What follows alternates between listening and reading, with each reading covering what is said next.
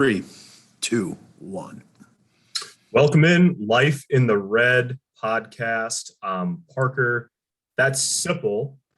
Chris Basnet today is doing what dads, parents with young kids do, just trying to survive the day, I think.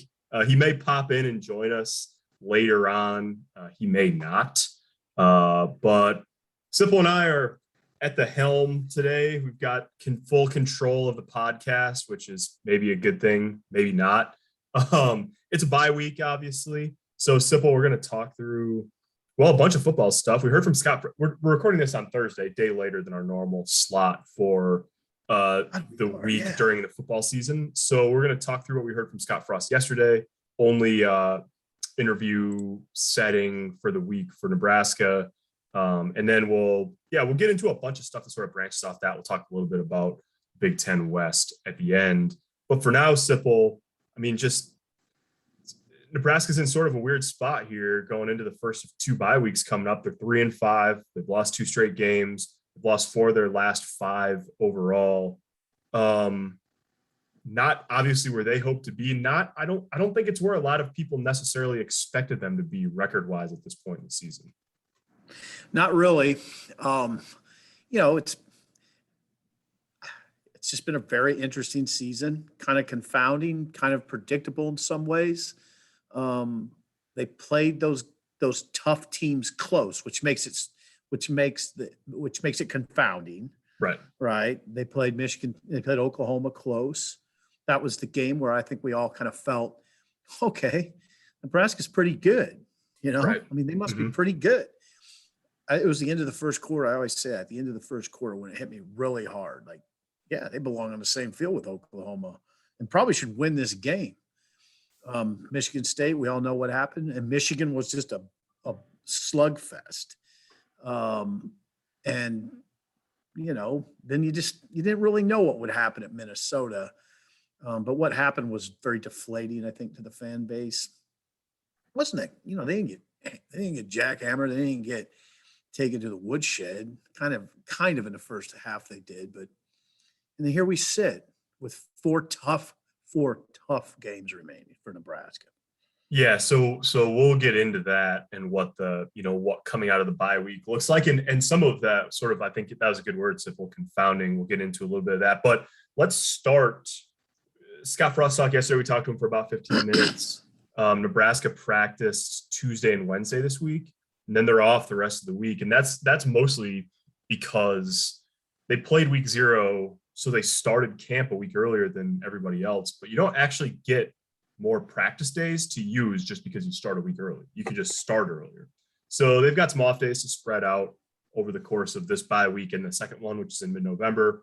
So it's a light week just from a physical standpoint, really light week from a physical standpoint for Nebraska. And as part of that, Nebraska's coaching staff is going to be out on the road doing a lot of recruiting. Tony Tuioti today, along with, I think, Ryan Held at least, down in Kansas, seeing some junior college players. Tuioti was at Independence Junior College earlier today. So it's the first time in pushing 2 years, since February of 2020, year and a half, that Nebraska's coaches have been out on the road in force recruiting. And it sort of sets up a really sort of interesting conversation that we had with Frost yesterday, Sipple, about what the recruiting class is going to look like and why maybe they're targeting more transfer portal players, junior college players for the 2022 cycle. Right. Frost, you knew this. You cover recruiting. And I think what Scott said wasn't a surprise to you, and it wasn't necessarily a surprise to people who follow recruiting. But to hear the head coach verbalize that they're going to indeed, somewhat because of circumstance, or a lot because of circumstance, they're going to focus on the transfer portal and junior college players and getting what he called immediate impact players. And when you're looking in the portal and at JUCO guys, that's what you're ultimately always are sort of looking for, right. Immediate impact. And this occurs in the context of Nebraska in the midst of a season where the theme is they can't get over the hump. What Frost said, we have to get one more inch. He said that yesterday. And that's he kind of used that as as a reason to do that. Now, you addressed in a story today a broad, kind of a bigger picture reason why a lot of teams are doing this, right? A lot Yeah. of teams are having, you can verbalize this, a lot of teams are having smaller classes in terms of high school numbers, right? Yeah, yeah, and that's because that's a direct sort of side effect or primary effect of the extra year of eligibility that the NCAA gave for COVID. There's just a lot. Every team's veteran this year, and there's a smaller number of guys who are 100% done with college football after this year. There's a ton of players in Nebraska and nationally who are going to have to decide, are they going to come back for what would be a sixth season or a fifth season? Are they going to try their hand at the NFL in that circumstance or whatever? But I think the numbers make this relatively easy to understand. Nebraska has, I'm looking at our scholarship chart right now. Nebraska has 49 players that are technically freshman eligible so far this year on scholarship. Out of 85, 49 freshmen. So that's first, second, and third year players in this regard, because Ty Robinson is in his third year in the program, but he's technically a redshirt freshman eligibility wise because of the extra year. On the flip side of that, there's only 8 players, scholarship players, that we know categorically this is their last year of college football. They are Samari Toure and Levi Falk, Ben Stilley, JoJo Doman, Will Honus, the 2 safeties, Dismuke Williams, and then Connor Culp. So, like, just the starting point way to think about how big is your recruiting class going to be is how many seniors are you going to lose. Nebraska's only losing 8 for sure. Now, They're only losing 8. They're all impact guys. They're all impact guys, right? Yeah. So now there's going to be attrition. That there's guys leave, guys transfer. Okay, so on top of that, there are 17 juniors. That includes Adrian Martinez, guys like Austin Allen, Travis Vokolek, Cam Taylor Britt. They're going to have decisions whether they come back for a 6th year or, in Martinez's case, 5th year. But they can come back. They might go to the NFL. Austin Allen's had a really good year. He's got a big decision in front of him. Adrian Martinez has been starting here for 4 years. He's got a decision in front of him. A lot of guys do.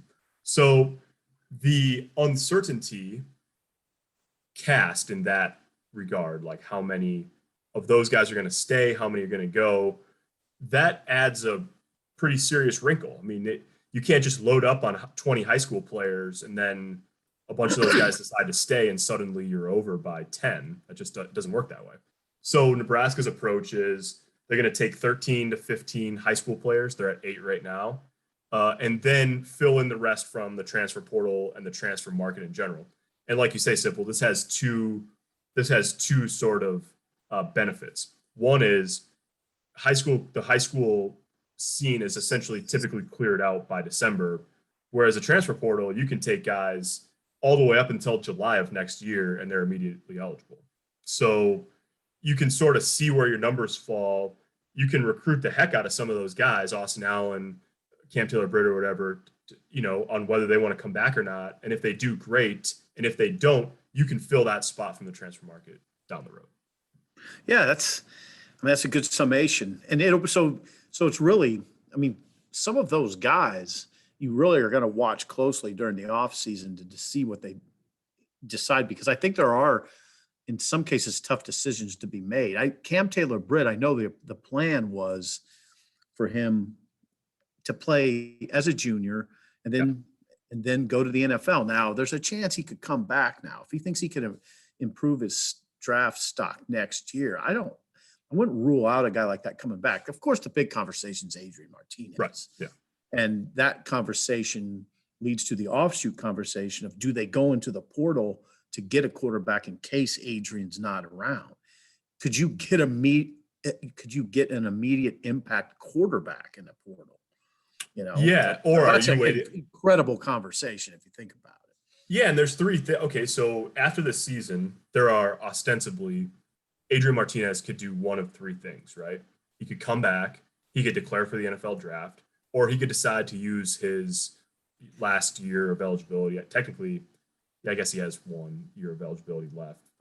He's got 2 years to use it if you were to get hurt or something. But so he could stay NFL or he could transfer and decide to play his final year somewhere else. So 2 of those options, obviously, NFL or transfer somewhere else, would leave Nebraska in whenever that decision gets made, probably before January, deciding what are we going to do at quarterback. So you never know. I mean, the quarterback, there's going to be a lot of quarterbacks with similar, if not identical, decisions to make after the season, and like who's available. Frost said this yesterday. You never know who's going to be available in the portal, and then you have to react fast when it happens. So that is, I mean, that's going to be when we hit the day after Black Friday. That is going to be one of the biggest things to sort of sort out as the offseason gets going, obviously. Okay, Simple, let me put you on the spot. Let me put your GM hat on. Yeah, I love doing this. Okay, so we're talking about immediate impact. That's what Scott said yesterday, immediate impact. You have a good handle on who the 8 seniors are, the 6-year guys on defense in particular who are leaving. If you could draw up a shopping list of immediate impact players to add to Nebraska's roster for after this year, you're out on the road recruiting right now, looking for immediate impact guys. What positions would you like to identify? What would be your top 2 or 3 positions where you'd like to identify someone and say, you know what? Sounds good to us. Well, I think I want just let's go offense then defense. Okay, and we can take quarterback out of the equation for now, obviously, because Adrian, that it's either going to be a real need or it's not. Yeah, I would definitely have that in the back of my mind. Yeah, as I'm proceeding, if I'm Scott Frost.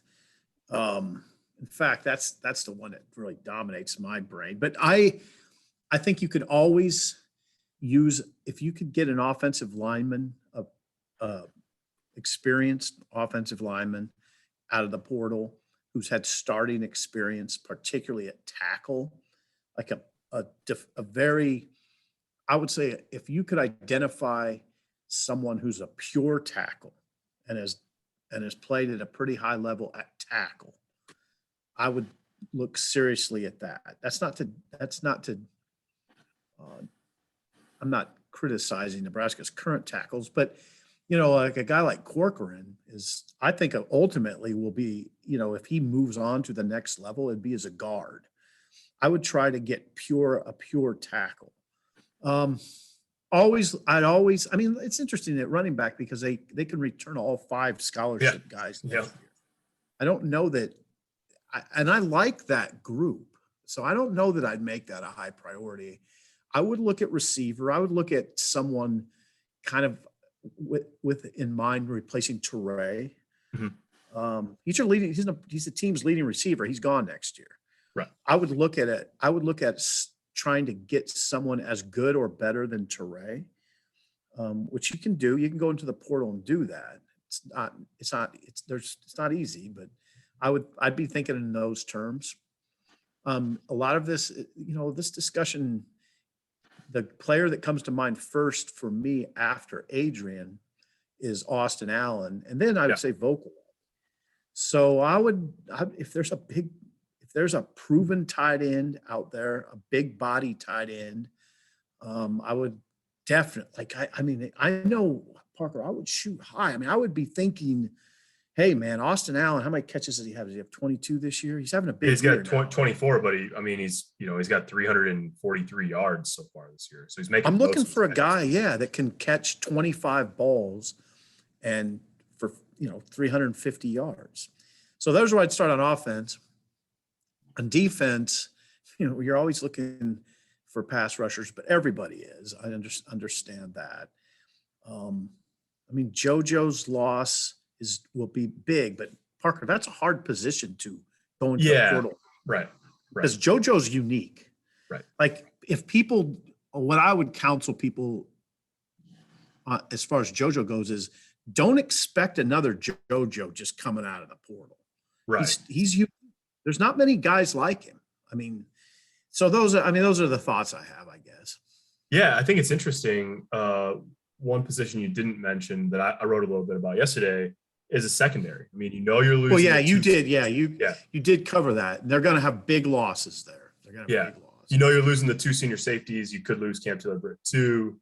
2 or 3 starters gone. And now they like some of the young guys coming up. And, we're going to see a little bit of Miles Farmer probably here with Deontay Williams' injury over the course of the rest of the year. And he's played now some in obviously a rotation, but, they got some young talent they like. They got some guys who have played some that they like. But I think they've made a bunch of offers to junior college guys and transfer guys at defensive back. So that's definitely one of the areas. But one of the things I think in having this conversation, Sipple, that comes through clearly is, Scott said yesterday, you got to take the best available. You want guys that can make a difference. But there aren't very many spots on Nebraska's roster. I mean, they might need to find a kicker in the portal with Connor Culp being done after this year. And even if he wasn't, they might be thinking that at this point. Almost no position on the roster is completely, would you completely dismiss and say, nope, we don't need to do that? Nope, Nebraska doesn't need to look in the portal for that position. Right. Is running back the closest thing that comes to mind? It might be, but if there was a real difference maker, if there was a guy who you thought was a 1,200-yard back, are they really going to be like, I think we're good there? Maybe depending on how. I think you try to take. That's why a coach says best available to cover that. Yeah. That. There's 5 scholarship guys in that room. If 2 of them decide, hey, there's greener pastures elsewhere, then the conversation changes too in that regard. So you can find guys. I mean, Nebraska it's been a little hit and miss with Nebraska with transfers. The one, like the safety that comes to mind is Trey Neal. If there's a Trey Neal was good for the program. I thought his level of maturity and the way how quickly he picked up the defense, and he was productive in games. If you could find like a Trey Neal, that would really help you're losing 2 veteran guys. And I didn't even use this the other day. I should use this stuff, Parker. Like Chenander told me that he doesn't really even he literally doesn't have to tell Markel Dismuke and Deontay Williams how to set the defense. They're at this point every bit as capable as Chenander of doing it. I mean, that he doesn't have to tell them. He literally tells them nothing because they know the defense that well. Yeah. I mean, what a luxury to have, right? That's what he said. He says it's an incredible luxury that every day those guys are there, they're available, and they know all their assignments and everybody's assignment. They're literally like coaches, which is not that surprising. I mean, they're 23, 24-year-old grown men who played a lot of football. But yeah, those are big losses. It's interesting because there have definitely been some misses, some guys that have showed up, transfer types and not done much, but they've also found some real leadership in that going that route too. I mean, like you say, Trey Neal was good for the defense in 2018. Darian Daniels was a captain after he'd been on campus for 7 months. And Samori Toure, I think, is, if you look at their and not only that, but if you look at their receiving core this year, Toure's a transfer. Falk and Oliver Martin were transfers via the walk-on route, and now they're on scholarship. Omar Manning's a transfer. Like that position group was built largely via the transfer portal, and then they've got the next route, the next wave of young guys kind of coming up through there. So it's a good, I don't know, it's really interesting. It's a good view on it. I don't think the transfer market is viewed the way it used to be, where it's a total roll of the dice and, maybe we don't want to do that. I mean, pretty much everybody has to. And I think with the way the scholarship numbers are in a lot of places, Nebraska especially, it's going to be a major part of the offseason. And Scott said that yesterday, that it's going to be on Wednesday, that it's going to be a big part of Nebraska's strategy this year, and probably going forward after that too. Yeah, recruiting's changed. I mean, it really, the dynamic has changed dramatically. I mean, I personally don't look at the recruiting rankings now with as much interest as I used to, knowing that the transfer portal can change things dramatically. So yeah, it's interesting. I'm glad you mentioned Teray, by the way, because he and Daniels, those are great, and Neil, those are three guys are great examples of guys that were great. They assimilated really quickly and helped the program, and then we're gone. But that's the way, that's the way college football. That's a big difference in college football from the 80s and 90s. Yeah. The good old all right. days. The good old days, Parker. The good old days. Yeah. Yeah. Okay, so let's shift gears. I'm curious, we were talking, we're a large part of that conversation is about Adrian Martinez.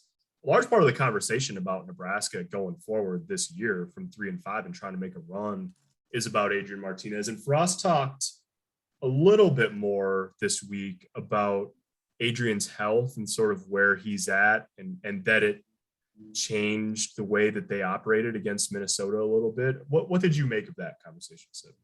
Well, what I made of it is I wouldn't have picked Nebraska to beat Minnesota had I known that Adrian Martinez was basically unavailable in the run game, or unavailable to any significant level. He ran 2 designed run plays in that game for 6 yards. Frost said going in, they knew. I mean, this is the more I hear subsequent of Scott's comments yesterday, the more it's clear Adrian had an ankle issue that I wasn't aware of. I wasn't like Damon Benning on the radio show today on 1620 AM in Omaha just said that, yeah, he only practiced 55 minutes last week. So had I known Adrian was that limited, I wouldn't have picked Nebraska. Right.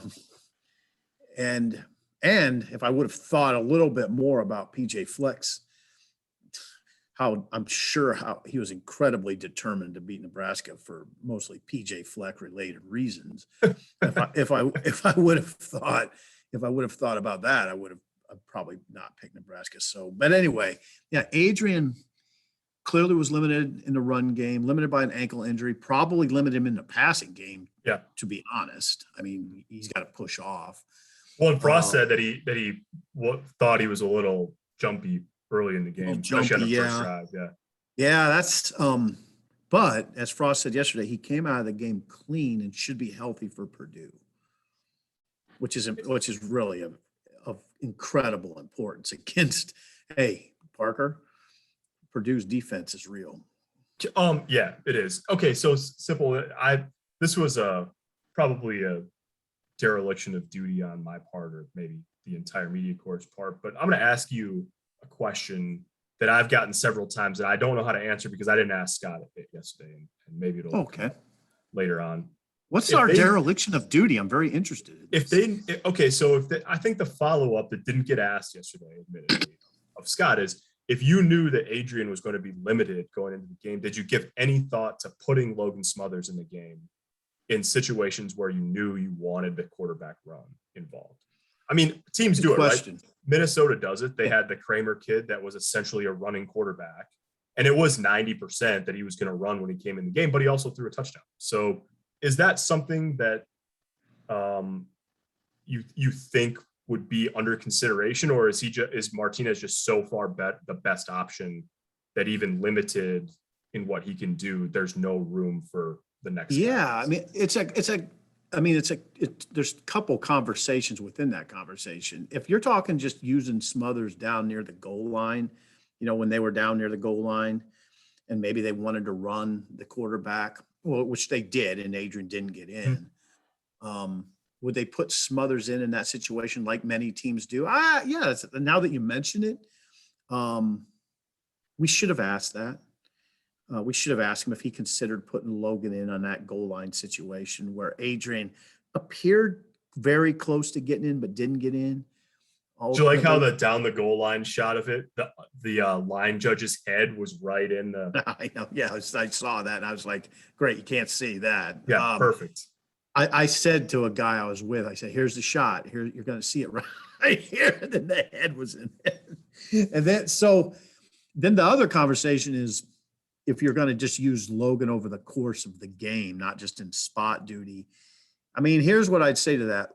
Adrian's value to the team extends beyond his ability to run the offense.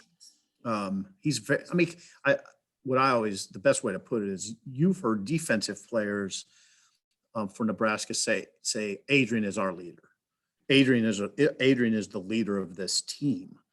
Well, you're on the road in a tough game. I mean, if he can go, he's your leader. He's your guy. Right. And taking him out of that, there's a big void. There's a big leadership void to fill that Logan Smothers just can't do. I mean, I'm not saying Logan can't. I'm not saying Logan can't become that, but Adrian went through a lot to become that, right? Yeah, right. Yeah. And the guys have seen it all. The guys have played with him. So the other thing I would add to that is I know what Scott said, that they changed some things about the run game and they had maybe elements of it that just weren't in the game plan because of where Adrian was at health-wise. But he was sacked twice, the 2 of his 8 carries, but he had 6 others. And not only that, but they still did run some of their options. They didn't run it a ton, but their first big rushing play of the game on their second drive was a beautiful. Adrian got out on the edge, ran the option, pitched it to Ramir Johnson for 25 yards. And so that element, a lot of the plays that they made in the play action game were off of the option looks. You saw a lot of the start down the line, drop back, throw it down the field. Yeah. So like Adrian, I take Scott at his word that the game plan was a little bit different because of where Adrian was, but he was not a statue. I mean, we saw them run him over the right edge on a critical third down near the goal line, like you said. We saw them run some of their option stuff. And looking back on it, maybe he was a step slow, but you didn't watch him run that option and say, oh boy, he looks bad, So that was sort of, I think that's probably part of the reason why Smothers didn't come up yesterday was it's not like you watched that game and went, oh man, what the heck is wrong with Adrian Martinez and his ability to run? He was a little bit off accuracy wise and has some plays like always that, any quarterback would want to have back or whatever. But I don't think you came out of that saying, man, why wasn't Adrian Martinez? What was wrong with him? So it's sort of it's an interesting conversation. Yeah, it is. I mean, there's different ways to approach that position. It's the team Nebraska is getting ready to play. Purdue played 3 quarterbacks by design. It wasn't because of anything that happened in the game. It was they went into the game planning to play 3. Yeah. O'Connell, Plummer, and then they bring in a runner. They bring in a guy that's clearly in there to run. Would Nebraska consider doing more of that in the future? I don't know. Adrian's their guy. Right. But, and then the other part of this conversation, it drives people crazy, but it's Parker. It's a default button for me almost is how can we make these decisions as media and fan base seen 0 practice? 100%. Yeah. Totally agree. You just don't know what Logan Smothers is doing or for Adrian Martinez for that matter during the course of a week to affect that decision. Right. Yeah. The only thing I know is that we saw a productive drive in the heat of battle from Logan Smothers against Michigan State when Adrian was in the locker room getting x-rays on his jaw in late September. I mean, he took him down the field in Spartan Stadium under the lights until 2 penalties on the offensive line stalled out the drive. So, and I'm not like, look, I don't want listeners to mistake it. Like I'm not I'm not saying that that's what should happen.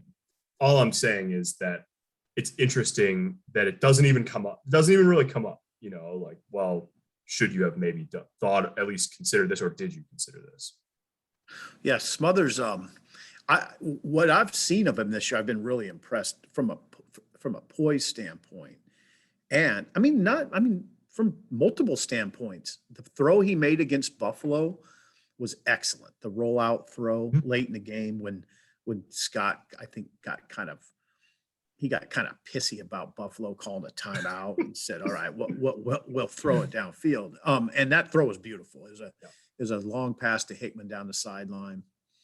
And then I thought I love watching Logan Smothers run the ball. I mean, Yeah. he can run. He's a good runner, has a good feel for that part of the game.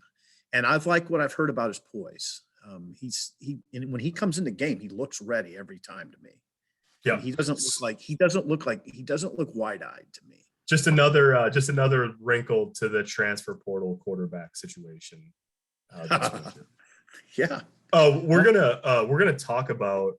So Nebraska has actually put up in terms of the Big Ten, has put up surprisingly good numbers offensively so far this year. I want your opinion on that, but I've also got a surprise for you. Here comes. Which, I mean, you just looked at your phone, so you know what the surprise is. Yeah. Here comes it's really not off the bench and into the game here at the beginning of the fourth quarter. Chris Baz. Instant offense. Look at Baz. Instant offense. Look at instant offense. Look at Baz. Yeah. Instantly offensive, more like. Also that. No, you're not instantly offensive. No, I am. It's fine.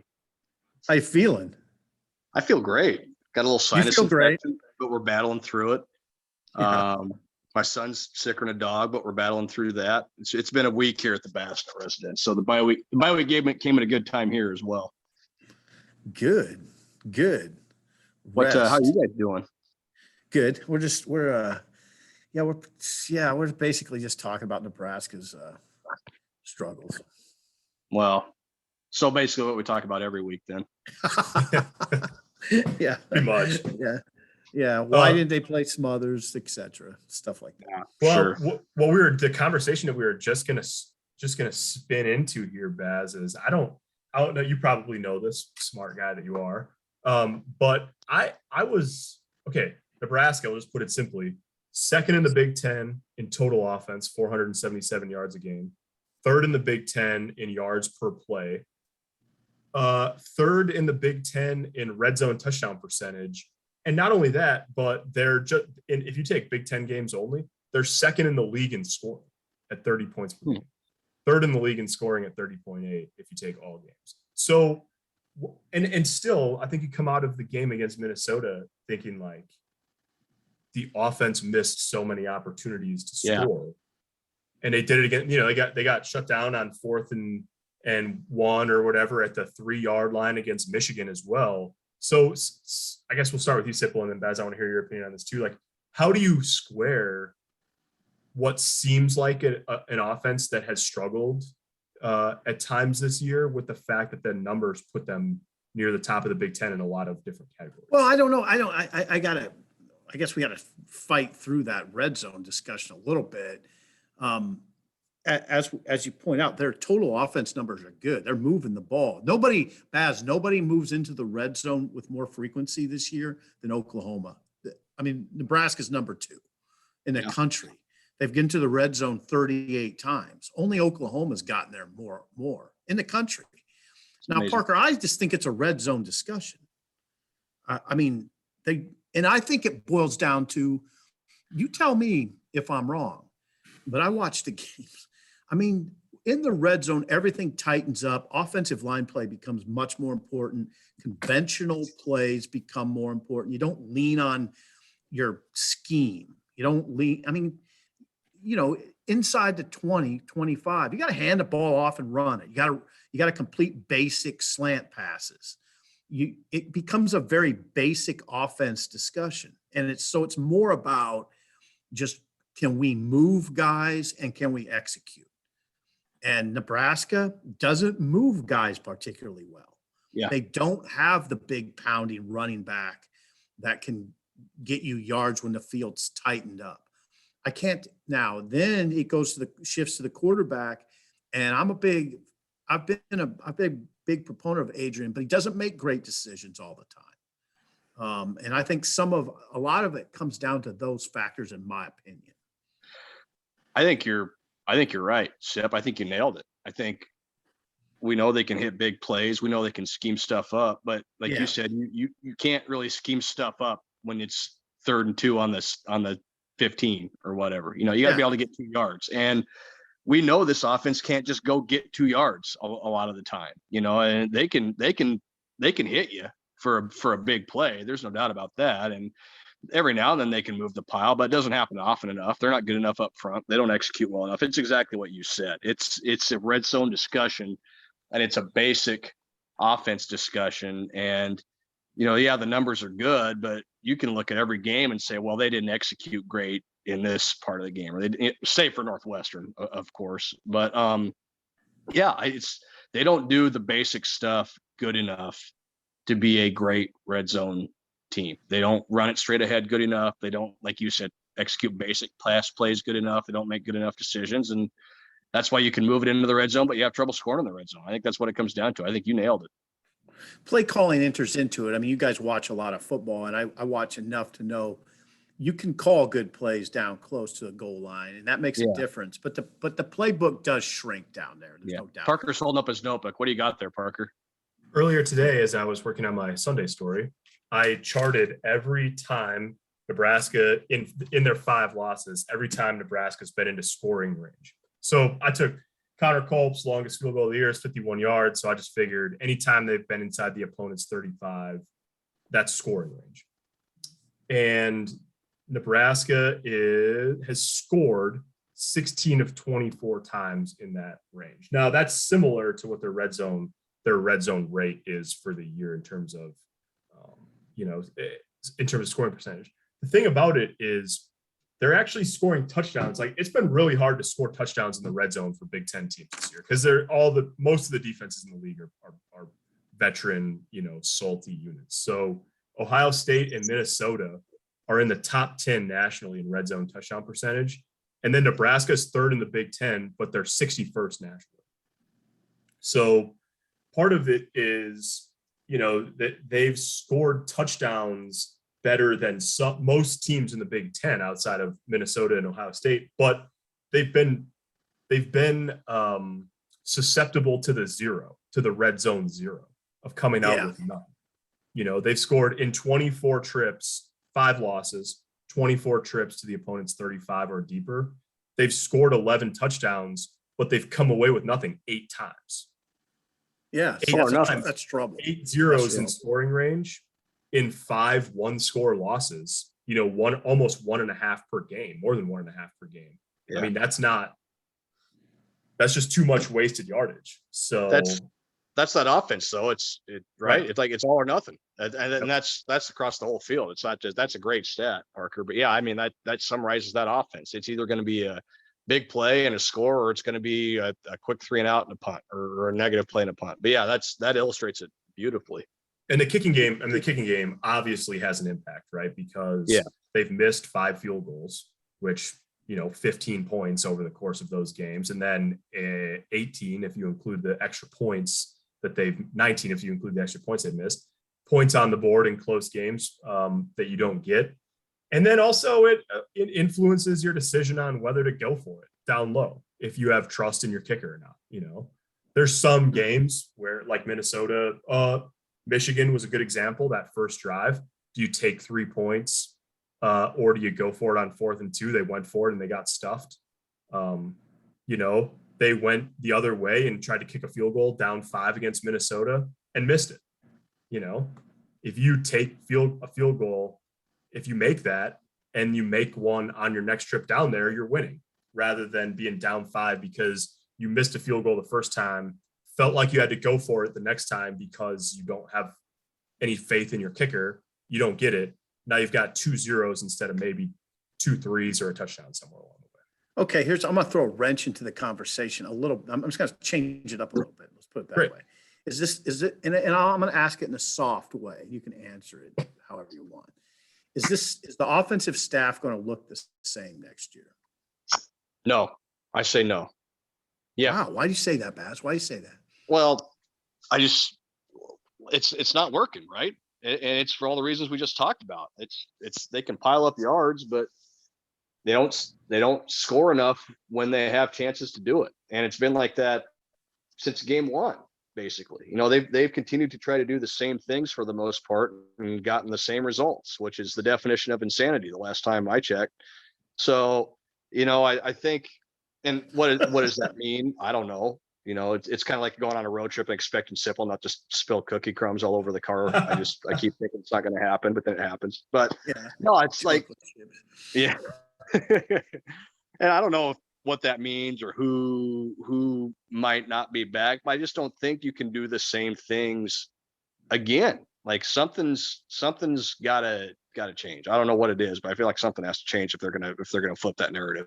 If I were Scott Frost and someone told me that, like, something's got to change, I mean, to me, the biggest argument for that, it's in the standings, right? It's 3-5 and 1-4, because Scott could turn around and say, well, what part of it is it that needs to be fixed? Because we're second in the Big Ten in yards per attempt throwing the ball, and we're second in the Big Ten in rushing, and we're second in the Big Ten in total offense, and we're second in the Big Ten in Big Ten play in scoring. So what is it that's so bad about the offense? Like, it's a year of defense in college football. Scoring's down all over the place. We're at or near the top of the Big Ten in pretty much every offensive category. So you tell me, what is it that's so wrong with what we're doing? And I think, Scott, I'd like to point you to Parker Gabriel's article in the Sunday Journal Star, and your trips inside the 35-yard line and your trips into the red zone. And we'll start with that and tell me what you think of that. I know. Well, yeah, I think, I mean, I totally am of the mind that when you watch them, you say, man, there should be a lot more here offensively. And then the numbers at the end of the day are sort of like, look pretty good. So I know it's weird. To answer the question, Sipple called it confounding at the beginning of the podcast. I think that's exactly right. To answer the question, I'd be surprised if the staff lineup looks exactly the same next year. I don't know if it'll. Okay. I don't know if it'd be a full overhaul, but I think there's change coming. I couldn't even tell you. I mean, I don't know. We don't probably need. Okay, there's a conceptual question then. That, do you make staff changes based? I mean, I think what we've done is establish that they have red zone issues, which is pretty obvious. They do move the ball. So do you make changes on the offensive staff because have problems in the red zone? Yeah, you need to score more. I mean, I'm asking. And it's an institutional thing. It's not like this is a one-year thing either. That's kind of my point of view. This isn't the first time this happened. I don't mean to interrupt you, but yeah, like this. No, you're fine. It's institutional. Like, this happens every year. Go look at the last couple of years when we thought, they're lousy running the ball. And you look at the rushing stats, and go, oh, not that bad. But it's what your eyes show you, right? We see it every week when we watch the games. We saw it at Minnesota, saw it at Michigan, saw it with Michigan State. We see it. They're not doing enough. The numbers might say something different, but with our own eyes are telling us they're not doing enough offensively to get the job done. Yeah, and the score and the record, the record's 1-4. Yeah, right, 100%. Yeah, that's what I'm saying. I think it's gonna be based on the scoreboard. I mean, there's certainly, you can find bad stats offensively. You'll find this in the Sunday Journal Star too, but they're giving up more sacks. I mean, they've given up the most sacks in the Big Ten, and it's a raw number and per game. 2.63 sacks per game they're giving up with one of the most. It's pretty amazing considering who their quarterbacks is. Yeah, exactly. So, okay, I mean, that's interesting. Now there's more data points. So if I were Scott, I wouldn't make any decisions yet. I mean, there's 4 games left. Yeah, absolutely. So I think you have to leave open the possibility you get on a heater. Yeah, but they're playing 4 pretty darn good defenses the rest of the way too. So. Right. Well, which again, though, then if they would get on a heater against 4 good defenses, it just reaffirms the notion that maybe you don't make any changes. If we can move it and score and win against those defenses, why am I making changes? So I'd hold off before I made any determinations. All right. Simple. Head coach. That was a good Board of Regents meeting, fellas. Good Board of Regents meeting. I think they don't make those decisions. Ultimately, I think there's there's a lot of factors that go into it. We don't have time to cover all of them. But the other thing that I think you do take into consideration is in each group's, room or whatever, like, what does the trajectory look like? Like, can you say definitively that you're on the right path?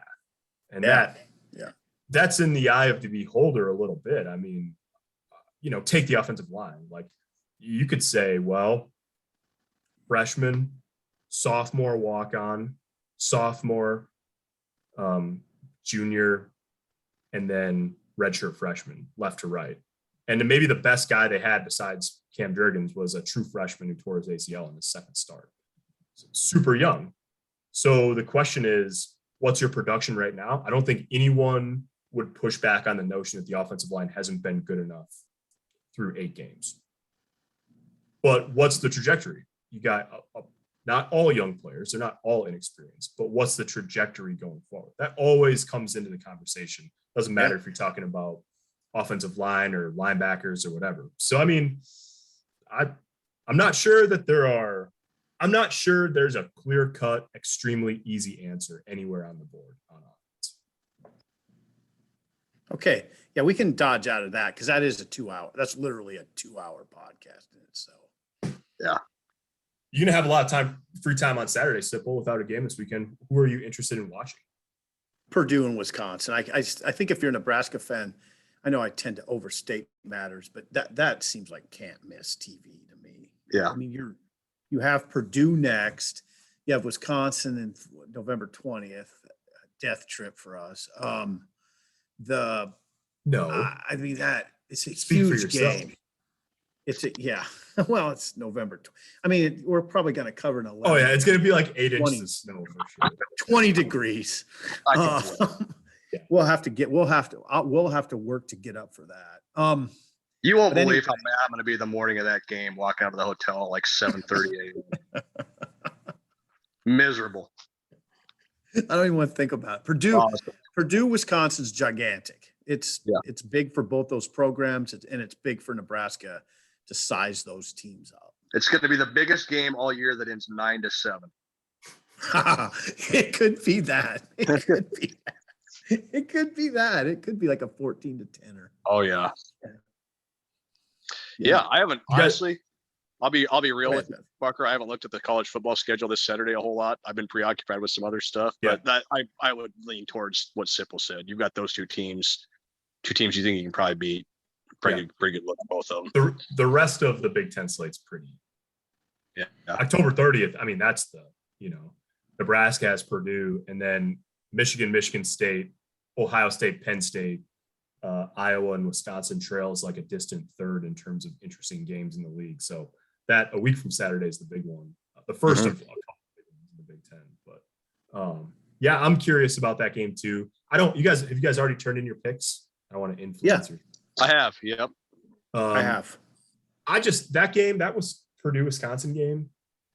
It just feels like the most likely player to break loose and score like the one touchdown of the game is David Bell.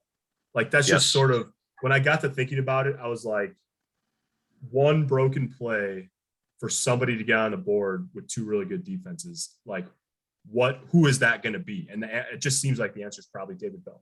He scores the one touchdown. It's like 10-7 or something like that. Purdue's scary. Purdue should be scary for Nebraska because of, I go on this tangent all the time, but Purdue should be scary for Nebraska if only because they have a first-round receiver in David Bell.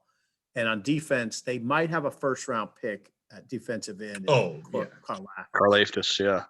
Yeah, okay. So that team has 2 first-rounders, all right? And I made this point yesterday, Baz, and I made it to some people today, and they wholeheartedly answered yes. If you would have dropped Amir Abdullah and Randy Gregory, 2 second-rounders, not first-rounders, into the Minnesota game for Nebraska, who wins the game? Oh, Nebraska wins that game. Yeah. No doubt about it. Yeah. Those guys matter. Yep. Those second-rounder, just high-round NFL guys. That's not the only part of the discussion, but it matters a lot. Yes, absolutely. And that illustrates it. Yeah, Jimmys and the Joes. It's we talk about it all the time. It's not about the X's and the O's. It's the Jimmys and the Joes. Mm-hmm. And so that's a scary game. Having a huge year. Did you guys see some of the clips? Like Iowa tried to block him one-on-one, and like it was just like a mauling. Like he just absolutely abused Iowa's left tackle a couple times. Ripped, the rip move and went right by him. And it's not like Spencer Petras is standing back there ducking pass rushers real easily. So it was scary season for that guy. Yeah, that's scary. And it's scary. What do we just talk about? Nebraska leads the Big Ten in sacks allowed.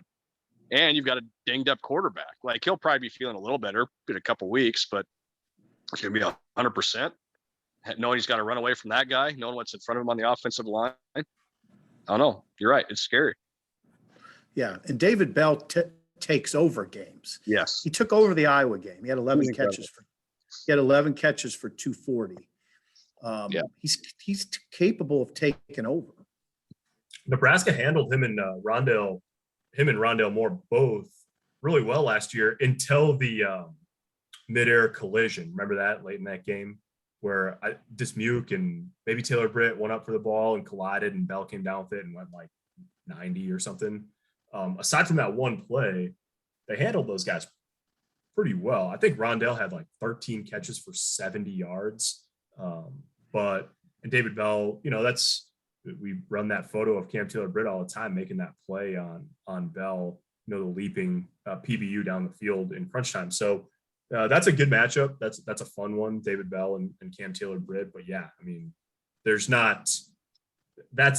you expect David Bell to make plays still in that setup. And then Karlaftis and Nebraska's offensive line that will be a thing. The thing with that is, that's not the first time Nebraska's going to see somebody like that. They've already seen Aiden Hutchinson. Right. And Aiden Hutchinson obviously had a fine night against Nebraska, but they're not going to go into that game. Nebraska's offensive line is just having no idea what to expect. They'll at least have an idea of what he's about going into that. So, I mean, it'll be interesting from that standpoint to see if they're better prepared for it, but they're not going in blind, at least from that perspective. I was telling Sipple yesterday that I think that Nebraska's on a stretch here of 4 straight games where they might be going against a first rounder off the edge. And that goes to the conversation about, why can't Nebraska find a guy like that? But yeah, Aiden Hutchinson from Michigan, Boy Maffei from Minnesota was really good and was disruptive last week.